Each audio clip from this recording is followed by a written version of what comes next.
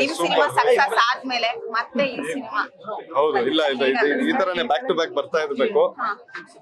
ಅದೇ ಅವತ್ತು ಒಂದಿನ ಹೇಳಿದ್ದೆ ನಾನು, ಅಲೆಗಳ ತರ ಬರ್ತಾ ಇರ್ಬೇಕು ಸಿನಿಮಾಗಳು, ಚೆನ್ನಾಗಿ ಒಳ್ಳೆ ಕಂಟೆಂಟ್ ಇರೋದು ಅಂತ. ಇದು ಅದೇ ರೀತಿ ತುಂಬಾ ನಿಜವಾಗ್ಲೂ ಸೂಪರ್ ಆಗಿದೆ. ಮುಖ ನೋಡಿದ್ರೆ ಗೊತ್ತಾಗತ್ತೆ ನಿಮ್ಗೆ.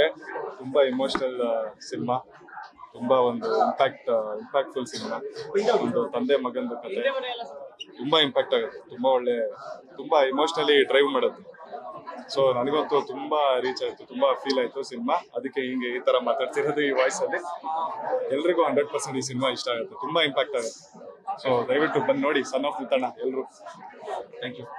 ಹೇಗ ಅನ್ನಿಸ್ತು ನಿಮ್ಮ ಸಿನಿಮಾ ಸಕ್ಸಸ್ ಆದ್ಮೇಲೆ ಮತ್ತೆ ಈ ಸಿನಿಮಾ ಬಂದಿರುವಂತ? ಹೋದ ವಾರ ನಮ್ಮ ಏಳುಮಲೆ ಸಿನಿಮಾ ರಿಲೀಸ್ ಆಗಿದೆ ಅಂಡ್ ಈ ವಾರ ಸನ್ ಆಫ್ ಮುತ್ತಣ್ಣ ರಿಲೀಸ್ ಆಗಿದೆ.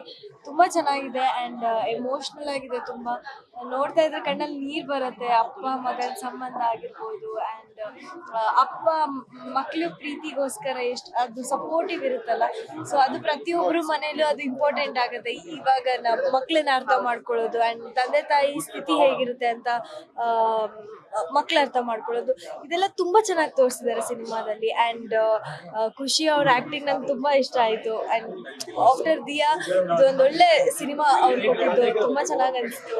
And amazing.